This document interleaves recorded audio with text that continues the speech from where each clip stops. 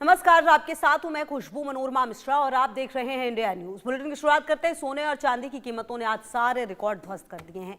सोने का भाव 1,58,000 रुपए के लेवल को पार कर चुका है। सिर्फ सोना नहीं, चांदी की कीमतों में भी जबरदस्त उछाल आया है। चांदी 3,35,521 रुपए प्रति किलोग्राम के स्तर पर पहुंच गई है। चांदी के भाव में 11,849 रुपए की बढ़त दर्ज की गई, जिससे निवेशकों के बीच हलचल मच गई है। सोने और चांदी की कीमतों में इस अचानक आई तेजी के पीछे कई बड़े कारण हैं। जानकारों का कहना है कि अमेरिका और यूरोप के बीच ग्रीनलैंड संकट को लेकर तनाव बहुत बढ़ गया है, जिसकी वजह से सुरक्षित निवेश के तौर पर लोग सोने की तरफ भाग रहे हैं। जब दुनिया में अनिश्चितता का माहौल होता है तो निवेशक डॉलर के बजाय सोने में पैसा लगाना ज्यादा सुरक्षित समझते हैं, और यही वजह है कि आज सोना रिकॉर्ड ऊंचाइयों को छूता हुआ नजर आ रहा है। ऑल टाइम हाई पर सोने और चांदी के दाम नजर आ रहे हैं। जो चांदी 2024 के अंत में और 2025 की शुरुआती दौर में आप देखें तो शायद 1,00,000 रुपए भी नहीं था किलो, वो आज देखिए कि किस तरीके से जो रिकॉर्ड है वो तोड़ता हुआ नजर आ रहा है। सोने और चांदी की कीमतों में जो ये बदलाव है वो देखने को मिल रहा है, और लगातार आपको बता दें कि सोने और चांदी की कीमतों में जो उछाल है वो देखने को मिल रहा है। हर बदलता दिन जो है वो सोने और चांदी के दामों को और ज्यादा बढ़ा रहा है। लेकिन बड़ा सवाल यह है कि क्या ये सोने और चांदी के दाम यूं ही बढ़ते रहेंगे। बहरहाल अब आपको ग्राफिक्स के जरिए कुछ जानकारी देते हैं, बताने की कोशिश करते हैं कि आखिरकार सोने और चांदी की कीमतों में ये जो उछाल आया है, ये अगर आप देखें साल 2025 में जो कीमत है 24 कैरेट सोने की, सबसे पहले बात कर लेते हैं, 1,33,195 पर है। 2024 में आप देखिए ना कि 77,913 रुपए प्रति 10 ग्राम था 24 कैरेट सोना। मतलब आप देखिए कि किस तरीके का ये बदलाव हुआ है 2024 और 25 के बीच में। 2023 को देखिए आप 65,330, 2022 में 52,670, 2021 में 48,720, जबकि 2020 में 48,651। अगर आप ऐसे नीचे से ऊपर की तरफ देखें तो आप देखिए कि फर्क कितना कम नजर आएगा आपको यहां से लेकर यहां तक भी, अगर आप 2024 तक भी देखें तो। लेकिन ये जो गैप है 2024 और 25 के बीच में जो फर्क आया है, ये आप समझिए कि कितना बड़ा गैप है। अब देखिए सोलर इलेक्ट्रॉनिक्स और ईवी में भारी इस्तेमाल होता है। वजह नंबर 1 क्यों बढ़े हैं चांदी के दाम, अगर इंडस्ट्रियल जो डिमांड है वो क्यों बढ़ी है, अगर आप इसको समझें तो देखिए कि सोलर इलेक्ट्रॉनिक और ईवी में इसका भारी इस्तेमाल होता है। चांदी के दाम भी, जो चांदी 1,00,000 रुपए प्रति किलो भी नहीं थी पिछले साल, वो अब जाकर 3.5 लाख रुपए हो चुकी है। चांदी अब सिर्फ ज्वेलरी नहीं बल्कि जरूरी कच्चा माल बन गई है, और यही वजह है कि इतने ज्यादा जो दाम है इसके वो बढ़ते हुए नजर आ रहे हैं। अमेरिकी कंपनियां चांदी का भारी स्टॉक जमा कर रही हैं। वजह नंबर 2 है ट्रंप का टैरिफ डर भी कहीं ना कहीं बताया जा रहा है इसके पीछे। ग्लोबल सप्लाई में कमी से कीमतें काफी ऊपर चढ़ गई हैं। जी हां, क्योंकि मिल ही नहीं रहा चांदी, तो जो मिल रहा है उसकी कीमतें लगातार बढ़ रही हैं। प्रोडक्शन रुकने के डर से सभी पहले से खरीद रहे हैं। जी हां, पहले से ही खरीद कर रख रहे हैं अपने पास, ताकि प्रोडक्शन जो है उसमें कोई कमी ना हो। इसी वजह से आने वाले महीनों में भी तेजी बनी रहेगी, ऐसी भी उम्मीद की जा रही है। तो कुल मिलाकर सोने और चांदी के जो दाम है जिस तरीके से बढ़े, अब आप देख लीजिए, जैसा हम जिक्र कर रहे थे 6 साल में जो चांदी है उसकी बढ़ोतरी भी हम आपको बता रहे थे। अमेरिका के ब्याज, तो सोने और चांदी के जो दाम हैं वो अपने आप में बता रहे हैं कि किस तरीके से बढ़ रहे हैं दाम, किस तरीके से ये बदलाव देखने को मिल रहा है। आप देखिए साल 2025 में 2,51,746, 2024 की अगर आप बात करें तो 95,000, जी हम इसी का जिक्र कर रहे थे, 95,700 रुपए प्रति किलो थी। 2023 में 78,600 रुपए प्रति किलो, जबकि 2022 की आप बात करें 68,000 रुपए किलो, 2021 में 62,572, 2020 में 63,000 रुपए के लगभग जो कीमत है प्रति किलो की थी। अब आपको बता देते हैं कि हमने कुछ सर्वे किया, आखिरकार सर्वे में है उसमें क्या जवाब आया है। सबसे पहला जो सवाल है वो हम आपको दिखा देते हैं सर्वे का। सबसे पहला सवाल है सर्वे का, चांदी के दाम बढ़ने के पीछे अमेरिका ईरान तनाव है, ये पहला सवाल है। तो अब इसमें देखिए जो जवाब आए हैं वो किस तरीके से सामने आए हैं वो भी अब आपको हम बता देते हैं। जो जवाब है हाँ बिल्कुल में 55%, सबसे ज्यादा, जी हाँ सबसे ज्यादा लोग मानते हैं कि चांदी के बढ़ते दामों के पीछे अमेरिका और ईरान तनाव है। बिल्कुल नहीं, 22%, 23% लोग कह नहीं सकते, मतलब इसके बीच में क्लैश नजर आता है इन दोनों ऑप्शन के बीच में। इसके अलावा जो दूसरा सवाल है वो हमने पूछा सर्वे के दौरान कि क्या चांदी की कीमतें बढ़ने के पीछे चीन है, मतलब कि क्या चांदी की जो कीमतें जो 1,00,000 से अब लगभग 3.5 लाख पहुंच गई है उसके पीछे चीन है। अब देखिए इसमें क्या क्या ऑप्शन आ रहा है। चीन की साजिश है, 24% लोग ये मानते हैं। डॉलर कमजोर करने की कोशिश है, 14% लोग ये मानते हैं। चांदी की मांग ज्यादा बढ़ी है, 52% लोग ये मानते हैं कि उसकी मांग ही ज्यादा बढ़ गई है। कह नहीं सकते में 10% लोग हैं जो कि कह नहीं सकते। बहरहाल जो तीसरा सवाल है वो ये था कि क्या दुनिया के मौजूदा हालातों को देखते हुए चांदी सुरक्षित निवेश है? जी हाँ, ये जो सर्वे है उसका ये अगला सवाल है। अब इसका देखिए क्या क्या जवाब सामने आया है वो अब आपको बता देते हैं। हाँ बिल्कुल में अगर आप देखें तो सबसे ज्यादा नहीं कहेंगे 38% है, बिल्कुल नहीं 59% लोग ये भी मान रहे हैं कि ये सुरक्षित निवेश नहीं, और फिर भी इतना ज्यादा दाम बढ़ रहा है ये बड़ी कह नहीं सकते में 3% लोग हैं जो कि कह रहे हैं कि कह नहीं सकते हैं। बहरहाल अब जो चौथा सवाल था सर्वे का, क्या आने वाले दिनों में चांदी आम आदमी की पहुंच से दूर हो जाएगी, मतलब चांदी क्या मिलेगा ही नहीं? अब देखिए इसका क्या क्या जवाब सामने आया है वो अब आपको दिखा देते हैं और बताते हैं कि आखिरकार लोग क्या मानते हैं। अब देखिए हाँ बिल्कुल 62% लोग मानते हैं कि हाँ बिल्कुल आने वाले दिनों में चांदी आम आदमी की पहुंच से दूर हो जाएगी। बिल्कुल नहीं 13% लोग, 15% हैं जो कह रहे हैं कि कह नहीं सकते। वही जो एक और अपने आप में ये तमाम वो सवाल हैं जो देखना होगा कि आने वाले समय में किस तरीके से इसके जवाब मिलते हैं। और आपको बताएं कि सोने और चांदी की कीमतों में जो ये अप्रत्याशित सी बढ़ोतरी है, इसके पीछे कई कारण हैं जो सामने आए हैं, और इन कारणों में सबसे बड़ा कारण जो दुनिया में एक तनाव सा चल रहा है माहौल, उसको भी बताया जा रहा है कि लोग सुरक्षित निवेश करना चाहते हैं, और इसीलिए जो चांदी की तरफ और सोने की तरफ जो एक तरह से कहिए आपकी झुकाव है वो निवेशकों का सबसे ज़्यादा नज़र आता है। और मेरे साथ योगेंद्र कपूर जी अर्थशास्त्री जुड़ गए हैं और योगेश सिंगल जी अध्यक्ष IBJA जुड़ गए हैं। बहुत बहुत स्वागत है आप दोनों का, वेरी गुड आफ्टरनून, और बहुत शुक्रिया अभी हमारे साथ जुड़ने के लिए। सबसे पहले आप ही के पास योगेश जी आते हुए, ये जो सोने की कीमतें हैं पहली बार 1.5 लाख रुपए पार हो गई है 24 कैरेट सोने के दाम, और जो चांदी है वो भी 10,000 रुपए और बढ़कर जो है दाम इसके भी बढ़े हैं। कहीं ना कहीं ये बढ़ते दाम क्या बता रहे कि क्या ये एक सही समय है सुरक्षित निवेश करने का?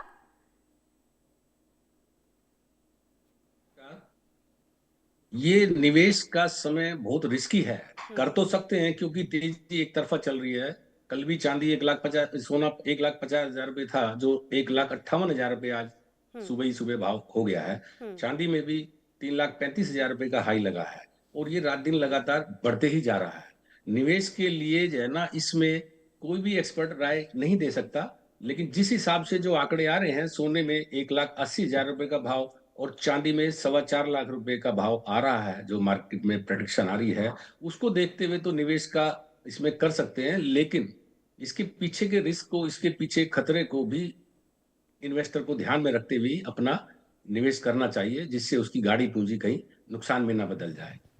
खासकर चांदी में तो बहुत ज्यादा वोलेटाइल है, एक एक दिन में 30,000 रुपए का उतार चढ़ाव आ रहा है। तो उसको देखते हुए बहुत जोखिम भरा है। ये स्टेज ऐसी है कि इसमें ना खाए बन रहा है ना उगले बन रहा है। ये बात जो आपने कही है ये बहुत ही इंपॉर्टेंट है योगेंद्र कपूर जी, क्योंकि सोने और चांदी की कीमतों में जो हम ये बदलाव देख रहे हैं, मतलब कि ऐसा चेंज है जिसके बारे में क्या योगेंद्र जी लगता है आपको कि कोई सोच सकता था? जो सोना 2024 में 75,000 रुपए 80,000 रुपए 24 कैरेट हुआ करता था, वो अभी इस प्राइस पे है, और चांदी तो कभी कल्पना ही नहीं की होगी किसी ने कि इस तरीके से बढ़ जाएगा। देखिए, एक ये बिल्कुल जाहिर सी बात है कि जो गोल्ड और सिल्वर दोनों में जो इंक्रीज देखा गया है पिछले 2 सालों के अंदर, वो एक कंप्लीटली अनप्रेसिडेंटेड है, और I think beyond expectations of कोई भी एक्सपर्ट, हम किसी भी फील्ड के अगर हम लेके चलें तो उस मामले में हम ये देखेंगे कि ये बियॉन्ड इमेजिनेशन जो है इंक्रीज आया है। और इसके पीछे देखिए सेवरल रीजंस हैं।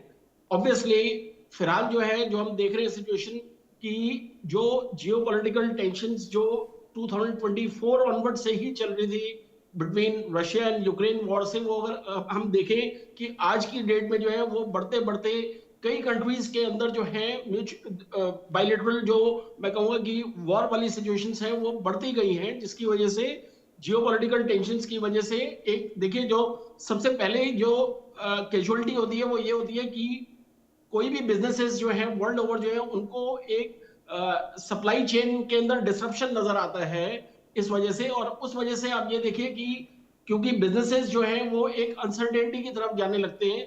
तो आप ये समझ सकते हैं कि जो भी लोग और कंट्रीज बिजनेसेस के अंदर इन्वॉल्व और एंगेज्ड हैं, उनके लिए रॉ मटेरियल की सप्लाई जो है वो नेसेसरी पार्ट है, जिससे कि उनकी साइकिल चल सके। और अगर उन्हें ये लगता है कि सप्लाई चेन डिसरप्शंस हो सकती हैं, तो उस वजह से वो कोशिश करते हैं कि उनके पास ज्यादा से ज्यादा चीज की सप्लाई हो सके। और यही रीजन है कि जब सप्लाई कम होती है तो डिमांड जो है वो बढ़ती हुई नजर आ रही है। आज अगर आप देखें कि गोल्ड के अंदर जो है, सिर्फ इंडिविजुअल इन्वेस्टर्स को छोड़िए, आप ये देखें कि वर्ल्ड के जितने मेजर सेंट्रल बैंक्स हैं, including reserve bank of India, अगर इंडिया का भी हम देखें तो आप ये देखेंगे कि उन्होंने रिकॉर्ड लेवल पे परचेजिंग करी है गोल्ड की इन द ईयर 2025। ये दर्शाता है कि सभी लोग जो है वो इस सिचुएशन को एनालाइज कर रहे हैं कि ये अनसर्टेनिटी का दौर है, और उसमें बहुत जरूरी है कि उनको सेफ इन्वेस्टमेंट्स के ऊपर जो है ध्यान रखना जरूरी है। क्योंकि इंस्टेबिलिटी जो क्रिएट होती है उसमें देखिए वो एक ऐसी चीज है कि उसको कोई प्रिडिक्ट नहीं कर सकता कि एक अनस्टेबल जो एनवायरनमेंट है वो कितनी जल्दी स्टेबिलिटी की तरफ जाएगा। और अगर हम रियलिस्टिक टर्म्स में हम देखें तो आप ये देखेंगे कि वर्ल्ड जो है इस टाइम मेरे हिसाब से एक ज्यादा इंस्टेबिलिटी की तरफ जा रहा है। जी। तो और इसके साथ साथ अगर हम सिल्वर में भी देखें तो आप ये देखिए कि सिल्वर के केस में इंडिया के अंदर जो है इंडस्ट्रियल डिमांड जो है वो इस पेस से बढ़ी है कि वो one of the prime reasons है जिस वजह से सिल्वर की प्राइसेस जो है वो बढ़ रही है। तो और उसमें आप ये भी देखिए कि कौन कौन से सेक्टर्स इन्वॉल्व हैं, EV industry, medical devices, solar panels, electronics industry, ये सब जो है ये आज की डेट में नेसेसिटी बन चुकी हैं। और इसी वजह से हम ये देख रहे हैं कि क्योंकि इंडस्ट्रियल डिमांड है तो ये एक चीज ऐसी दिखाई दे रही है जो अपने आप में एक सस्टेनेबल है, तो जो डिमांड रहेगी। इसी वजह से हम ये देख रहे हैं कि सप्लाई साइड पे जो कमी आ रही है, जो हम देख रहे हैं कि उसका नेट रिजल्ट ये है कि रेट्स जो है वो बढ़े। बिल्कुल, ये जो बात है आपने बहुत ही इम्पॉर्टेंट कही है। अच्छा, देखिए योगेंद्र जी, ये भी बहुत इम्पॉर्टेंट है समझना और देखना कि चांदी जो है वो अब सिर्फ ज्वेलरी नहीं रही है, जैसा कि हम लगातार बात भी कर रहे हैं। और ये जो चेंज है वो अनएक्सपेक्टेड है, मतलब इतना ऐसा सोचा नहीं गया होगा। लेकिन क्या आने वाले दिनों में, क्योंकि एग्जाम्पल दिया जाता है कि एक वक्त ऐसा भी था कि चांदी बहुत ऊपर जाके गिरी भी थी धड़ाम से, क्या ऐसी संभावनाएं भी देखते हैं? देखिए, मैं ये कहूंगा कि ये बिल्कुल सही बात है कि सिल्वर जो है वो अपने आप में एक ऐसी आइटम है कि उसको हम गोल्ड के साथ जो है कंपेयर नहीं कर सकते। अगर हम स्ट्रिक्टर टर्म्स में देखें तो मेरा ये मानना है कि शॉर्ट टर्म जो दौर है अगले 3 to 6 मंथ्स का, वो क्योंकि वॉलेटाइल रहने की जरूरत रहेगा एनवायरनमेंट, तो ऐसे में बहुत जरूरी है कि मैं कहूंगा जो स्मॉल इन्वेस्टर है या जनरल इन्वेस्टर जो है उसको जो है लॉन्ग पोजीशंस लेना बहुत जरूरी है। अगर वो ये सोच के चलेंगे कि 2025 वाला जो बेंचमार्क है अगर हम देखें, क्योंकि सिल्वर के केस में स्पेसिफिकली ऑलमोस्ट 3 टाइम्स प्राइसेस जो है बढ़ गई हैं पिछले 2 साल के अंदर, तो अगर उसको लोग बेंचमार्क लेके चलेंगे तो मेरा ये मानना है कि उनको ये बहुत ज्यादा जरूरी है कि कॉशन की जरूरत है। और एक देखिए, जो एक पुरानी कहावत भी है कि not to put all your eggs in one basket, उसमें बहुत जरूरी हो जाता है कि आप अपनी जो प्रेशियस सेविंग्स है उसको आप एक ही जगह जो है इन्वेस्टमेंट करके ना चलें, और एक अपने पोर्टफोलियो को जो है बैलेंस वे में एक प्रोफेशनल एडवाइस के अंडर जो है डिवाइड करके चलें। ठीक है, मैं आती हूँ सर आपके पास। योगेश जी, सर मेरा अगला सवाल आपसे ये है, जिस तरह से सोने और चांदी के दाम बढ़ रहे हैं, जिस तरीके से जो लोग खास करके जो कारीगर हैं शायद वो इसीलिए चांदी बहुत ज्यादा खरीद रहे, उन्हें लग रहा है कि मिलेगा ही नहीं। लेकिन कुल मिलाकर क्या आने वाले दिनों में अगर इसी तरह से प्राइस बढ़ते रहे तो ये तो आम लोगों की पहुंच से बाहर हो जाएगा? देखिए, आम लोग की पहुंच से तो बाहर 1 लाख रुपए सोना था, जब भी 1.5 लाख हो गया, तब भी 2 लाख होगा, तब भी आम लोगों की उससे तो बाहर हो जाता है, क्योंकि उनकी इनकम तो बढ़ती नहीं है और उनके सोने का भाव बढ़ गया तो उनकी जो परचेजिंग पावर है वो क्वांटिटी में थोड़ा सा कम हो जाती है। लेकिन जो ये सबसे बड़ी चिंता का विषय ये है कि जो सोने चांदी के भाव लगातार पीक छू रहे हैं, रोजाना अपने हाई को तोड़ रहे हैं, इसके पीछे के कारण में हमें जाना चाहिए, तभी हम जाकर के उसको एनालाइज करेंगे कि भाई किस तरह से बढ़ रहे हैं। आप देखिए 2022 में रूस यूक्रेन युद्ध हुआ था, तब अमेरिका ने उनके डॉलर के बॉन्ड जो है फ्रीज कर दिए थे। तभी से उसकी कहानी शुरू हो गई सोने चांदी में तेजी की, जब सोना 50,000 रुपए और चांदी 65,000 रुपए के करीब थी। आज ये सोना 1.5 लाख 3 गुना हो चुका है 2022 से। उसके पीछे कारण यही है कि डॉलर में विश्वसनीयता घट गई है सभी देशों की। अब सब देश अपने फॉरेक्स रिजर्व को हटा करके गोल्ड रिजर्व में पैसा लगाना चाहते हैं। अब कुर्सी की लड़ाई है, राजा की कुर्सी खिसकने वाली है, उसकी लड़ाई है कि ये अमेरिका नहीं तो दूसरी करेंसी कौन। इसी वजह से ये भाव बढ़ रहे हैं और ये कहां तक जाएंगे इसके लिए बहुत मुश्किल है कहना। मतलब कोई लिमिट नहीं है। 10 लाख रुपए तक की चांदी की जाए ना, जो फाइनेंशियल एडवाइजर हैं अमेरिका के बड़े बड़े, वो धारणा दे रहे हैं कि 10 लाख रुपए तक चांदी चली जाए। तो कुल मिलाकर के हमें इस सिनेरियो में बहुत ही होशियारी के साथ में अपने व्यापार को भी, इन्वेस्टर को अपने पैसे को, बहुत गाड़ी कमाई को इन्वेस्ट करना चाहिए इन सब चीजों को देखते हुए। ठीक है। अच्छा योगेंद्र जी, देखिए जो बात योगेश जी कह रहे हैं कि 10 लाख रुपए तक भी चली जाएगी चांदी अगर यही ऐसा ही हाल रहा तो, लेकिन कुल मिलाकर कहीं पर तो ब्रेक लगेगा। मतलब कि ये जिस तरीके से सोने और चांदी के दाम पिछले सिर्फ 1 साल में जो ये ह्यूज चेंजेस हुए हैं, इसके लिए शायद कोई तैयार भी नहीं था। हालांकि अब आम लोगों की पहुंच से तो निश्चित तौर पर बाहर ही हो जाएगा, क्योंकि जब इतना ज्यादा महंगा हो रहा है तो कुल मिलाकर हाँ हो सकता है कि पहुंच भी बाहर हो जाए, और जो लोग बहुत ज्यादा खरीदते थे वो कम खरीदते, जो कम खरीदते हैं उनके लिए और कम हो जाएगा खरीदना। एब्सोल्युटली। और देखिए, मैं ये मानता हूं कि जिस तरीके से जो जियोपॉलिटिकल टेंशंस चल रही हैं, मेरा ये मानना है कि अगर आप इसको एक पर्सपेक्टिव में देखें तो मैं ये कहूंगा कि America is not winning friends, it is losing its friends. और इसका मतलब यह है कि आप ये देखें कि जो लोग अमेरिका के साथ खड़े थे, अगर हम पिछले 5 साल में भी देखें तो आप ये देखेंगे कि वो धीरे धीरे जो है वो सभी देश जो उनके क्लोज एलाइज तक रहे हैं वो अब उनसे डिस्टेंस करने लगे हैं। और मेरा ये मानना है कि एक वो अब स्टेज जो है अगले विद इन 6 मंथ्स जो है किसी भी टाइम वो स्टेज अब आने वाली है कि जब आप ये देखेंगे कि अमेरिका जो है उसको अपनी पॉलिसीज में बदलाव लाना पड़ेगा। अगर उसका मैं ये कहता हूं और कंट्रीज के साथ साथ उनकी अपनी कंट्री में भी बैकलैश होने का जो है पूरे चांसेस हैं, आप देखेंगे। और यहीं पे आगे मैं ये फील करता हूं कि जब तक ये जो जियोपॉलिटिकल टेंशंस जो अमेरिका ने क्रिएट करी हैं, मैं इसमें ये क्लियरली बोलना चाहूंगा कि अमेरिका जो है उनकी पॉलिसीज हमेशा इस तरीके की रही है कि वो बिलीव करते हैं कि जितनी वर्ल्ड के अंदर इंस्टेबिलिटी रहेगी उस सिचुएशन में उनके, चाहे डॉलर हो, चाहे गोल्ड है, या चाहे आर्म्स एंड एम्युनिशन की इंडस्ट्री है, ये तीनों जो है प्रॉस्पर करती है। तो मेरा ये मानना है कि अब वो स्टेज आ गई है कि आप ये देखेंगे कि अमेरिका के ऊपर अब जब प्रेशर्स बिल्डअप होने शुरू होंगे from with in and outside country, तो आप ये देखेंगे कि चीजें जो है वो रेजोल्यूशन की तरफ जाएंगी और प्राइस के अंदर जो है करेक्शंस आएंगे।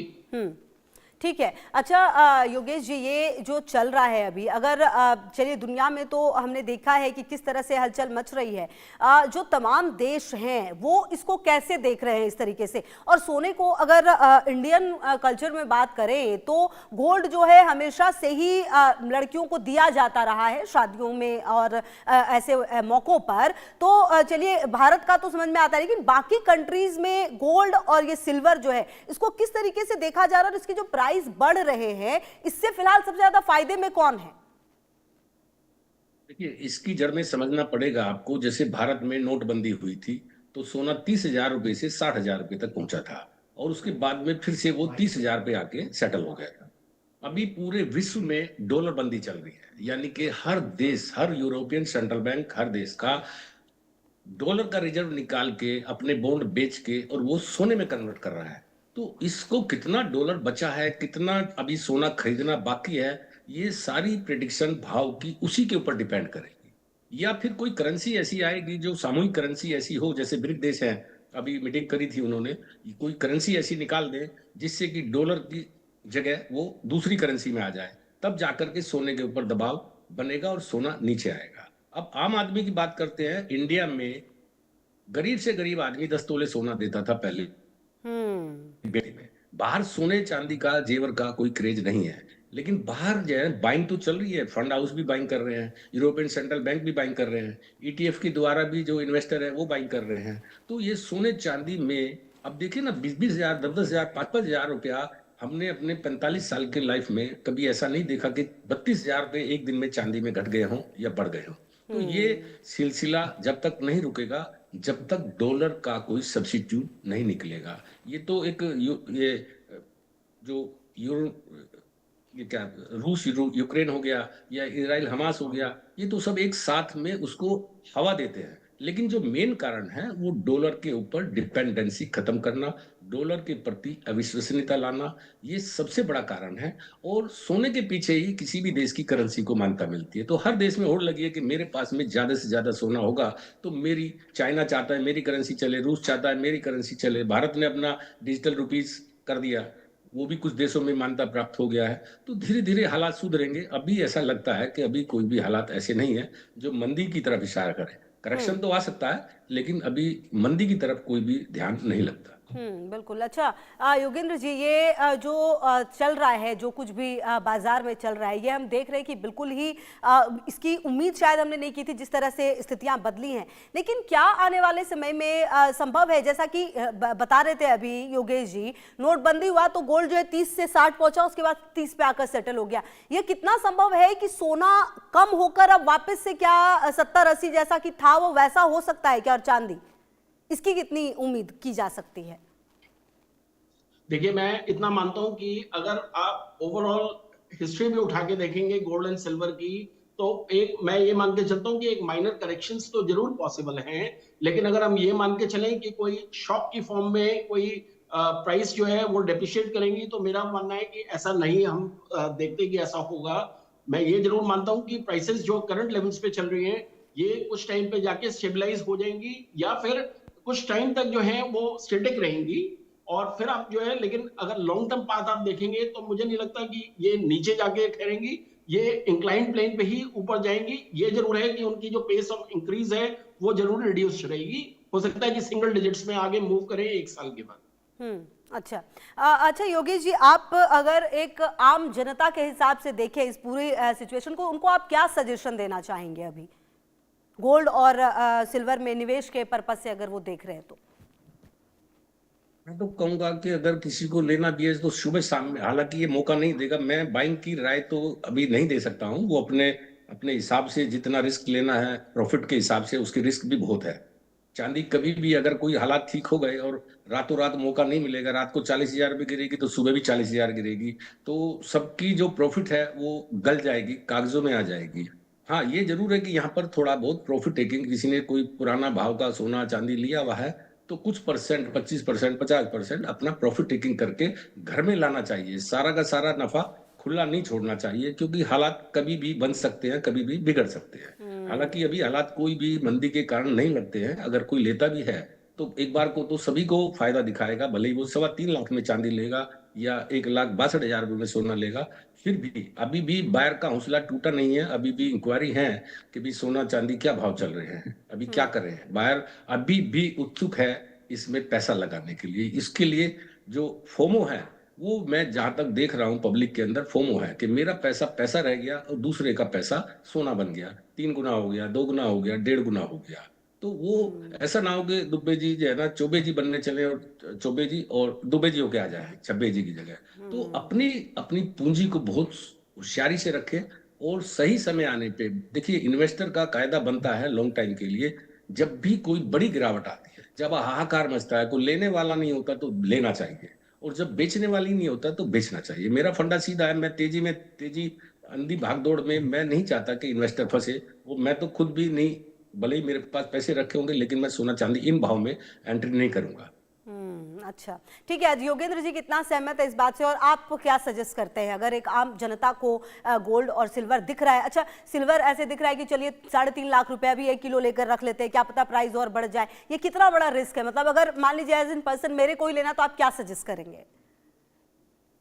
देखिए, मैं 2-3 चीजें जो है वो शेयर करना चाहूंगा कि अगर तो कई लोगों ने अगर गोल्ड और सिल्वर में ऑलरेडी प्रॉफिट बुकिंग कर ली है पिछले 1 से 1.5 साल में अगर होल्ड करके, तो मैं ये कहूंगा कि उनको जो है एक एटलीस्ट जो उनकी करंट होल्डिंग है उसमें से 50% जो है उसको एनकैश कर लेना चाहिए करंट लेवल्स पे, और बाकी उनको मार्केट के अंदर स्टे करना चाहिए फॉर अ लॉन्गर रन। और एट द सेम टाइम जो एक जनरल इन्वेस्टर है उसके लिए मेरा यही सजेशन है कि उनको जो है अगर वो इन्वेस्ट करते हैं तो वो एक लॉन्ग टर्म पोजीशंस के साथ जो है माइंडसेट बना के तब इन्वेस्ट करें। एक शॉर्ट टर्म के अंदर अगर वो ये सोचें कि आज हम इन्वेस्ट कर रहे हैं और 2 दिन में या 5 दिन में हमारे पैसे जो है 25% बढ़ जाएंगे, 50%, तो उसमें आपको ये समझना है कि ये एक बहुत रिस्की प्रोपोजिशन है। एट द सेम टाइम मैं ये भी बोलूंगा कि गोल्ड और सिल्वर में इन्वेस्टर्स को एक चीज का और बहुत जरूरी ध्यान रखना है, वो ये है कि किसी भी हाल में उनको जहां तक हो सके अपने पैसे को इन्वेस्ट करने के लिए जो है वो अपने सेविंग से ही इन्वेस्ट करें, कहीं से भी लोन लेके इन्वेस्ट ना करें, क्योंकि अगर उनकी एक्सपेक्टेशन से इंक्रीज नहीं करा तो आप ये देखिए कि उनकी ग्रोथ जो है वो नेगेटिव ग्रोथ भी हो सकती है। ये आपने बहुत ही इंपॉर्टेंट बात कही है। अच्छा योगेश जी, ये भी अब देखना होगा कि आने वाले समय में किस तरीके से जो सोने और चांदी के दामों में चेंजेस आते हैं। बहुत बहुत शुक्रिया योगेंद्र जी आपका भी और योगेश जी आपका भी मेरे साथ जुड़ने के लिए और बातचीत करने के लिए। तो कुल मिलाकर देखिए, सोने और चांदी की कीमतों में उछाल तो जारी है, लेकिन अगर निवेश करना है तो वो भी बहुत सोच समझ कर करने की जरूरत है। तमाम खबरों पर नजर